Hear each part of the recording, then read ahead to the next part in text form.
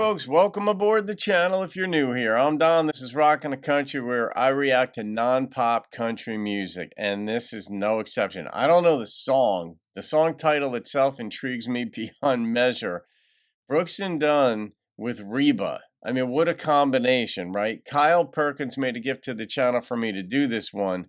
So Kyle, thank you for this request. And the gift. I'm just really, some song titles fascinate me. Others are like, okay, this could go in a number of directions, whatever. But this is one like, if you see him, if you see her.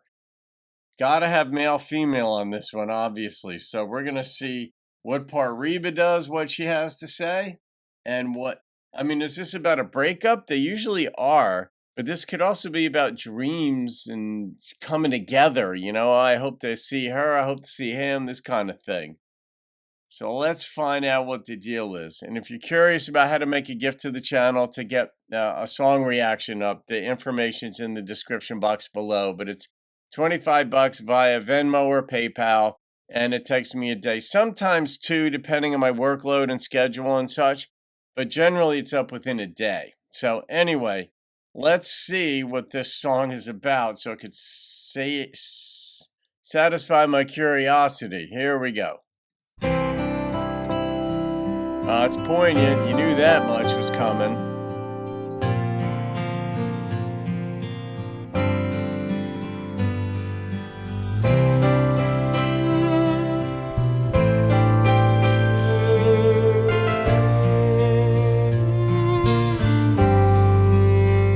If you see him, tell him I wish him well. Oh. How am I doing? Well, sometimes it's hard to tell. Oh, that's true. I still miss him more than ever, but please don't say a word. If you see him, oh, if you see him, if you see her, Yeah. tell her I'm doing fine.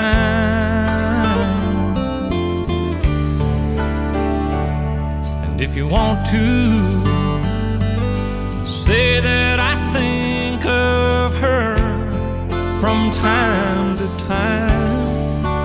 He's more honest about it. Ask her if she ever wonders where we both went wrong.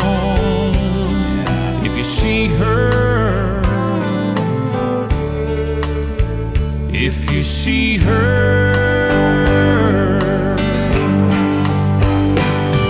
oh, I still want her. and I still need him so.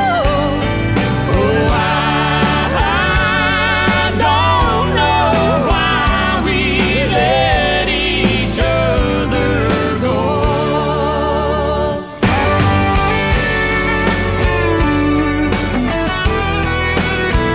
Running some guitar.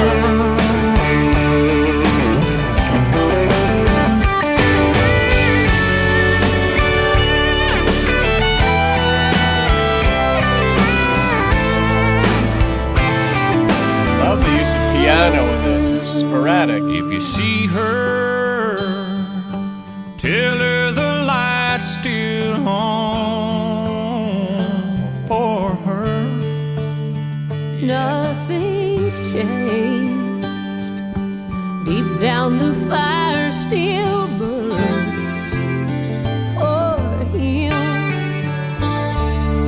And he What's that song? It's like late 70s. I don't think it's 80s. Pretty sure it was a ballad, but it's like, it's sort of like I tried to talk or I tried to tell her, but the words got in the way. And like, what a way of putting it. It's like, and that's what's going on here. She needs him. He wants her. So you got want and need working in there. and but they're apart. And it's like, if you see him, tell him this. And that is very consistent with what their problem is in their own relationship, where somehow they love the good parts of one another, but whatever it is when they communicate, it drives them apart.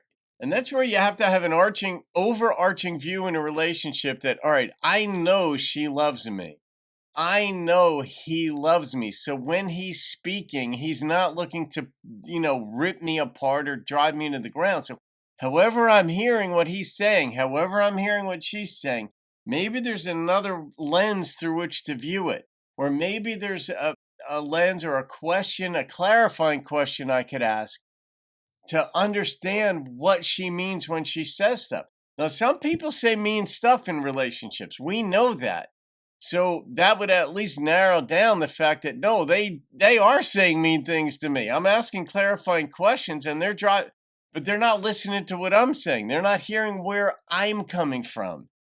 And that's the communication part. Any therapist, any life coach, anybody who understands what they're saying is going to look at how are you communicating with one another. And you can get into nuances of body language and if you hold your hands when you talk and all that. And that's kind of part of it, but sometimes we can misread that and think that doing this means that you're just tense and unaccepting and closed off. But you might not be closed off to the other person. You might be just sort of like protecting yourself, but willing to hear what they're saying. It could be an uncomfortable space for you, but you're willing to engage. The words, got to listen to the words, but you've got to have that overarching idea that, all right, we both love each other. We got to keep that part in mind, both of us, as best as we can. And then here, because she still needs him, but she's not able to communicate it well, or he's not able to receive it for whatever reason, and vice versa. Oh my gosh. All right, here we go. Even if it takes forever, say I'll still be here. If you see him, If you see her, if you see him, Yes. if you see her,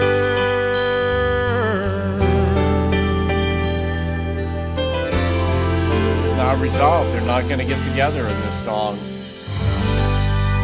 Not overtly or manifestly. Yep. All right. And intermediaries help.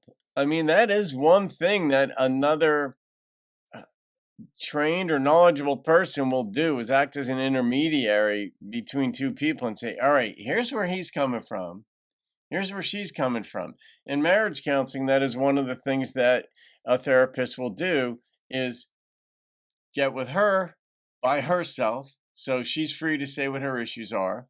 Get with him to hear what his issues are, bring them together, and then facilitate communication so they both understand. And now a marriage counselor's job is not to preserve the marriage. A marriage counselor's job, some marriages are not worth preserving. The people are just going to suffer. They're not going to get along together. Maybe one person is just unyieldingly selfish, narcissistic. That's a very common word people use, and they misapply it probably 95% of the time. Anytime anybody's acting selfishly or in a way that seems untoward, the word narcissist is thrown out. So he is a narcissist. He did this. He said that. That's not necessarily narcissism. In fact, it very rarely is that. But it's some marriages don't belong together. Some unions are just going to be nonstop torment. So, a person who's good in the middle will say, all right, you actually have some insurmountable issues. You're going to keep having these problems because one person in the relationship or both of you are unyielding, uncompromising. And yep, you love each other. That's a given, but you don't like each other. Or you don't believe in each other. You don't trust one another. And so love really is not all you need. There are songs that say that, but love is certainly a part of it, that indefinable something that attracts you to that other person.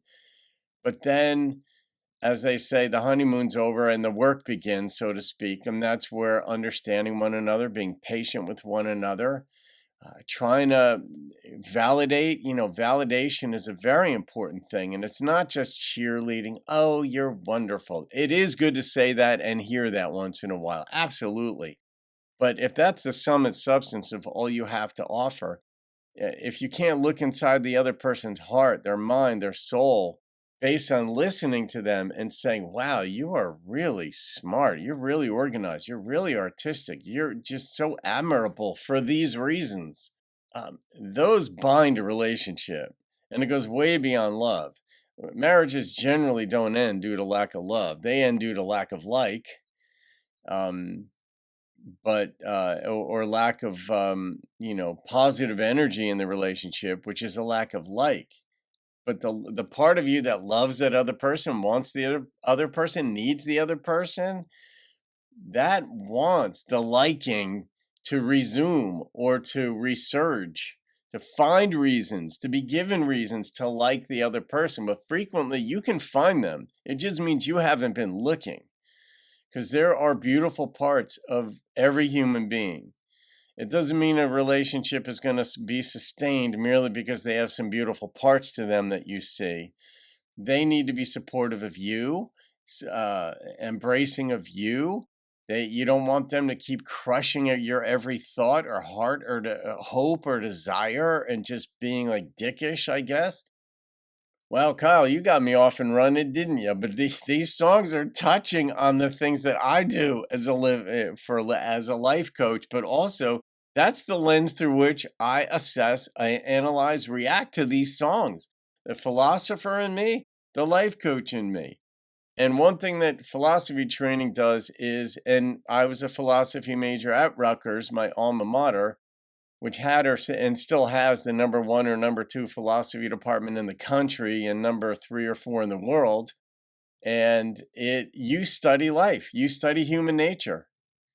You don't just study these like ethereal concepts, if you will, these pie in the sky, head in the sky, head in the clouds concepts. You look what makes a human being happy, what makes something right, what makes a life worth living. You study that, you think, you hear so many perspectives, then you formulate your own.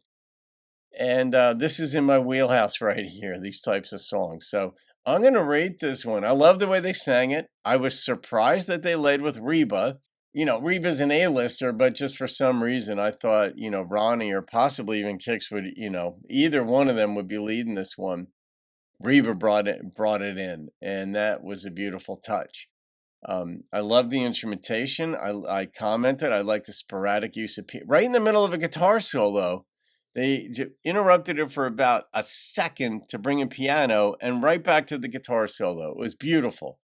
The number that struck me on this was a 9.3.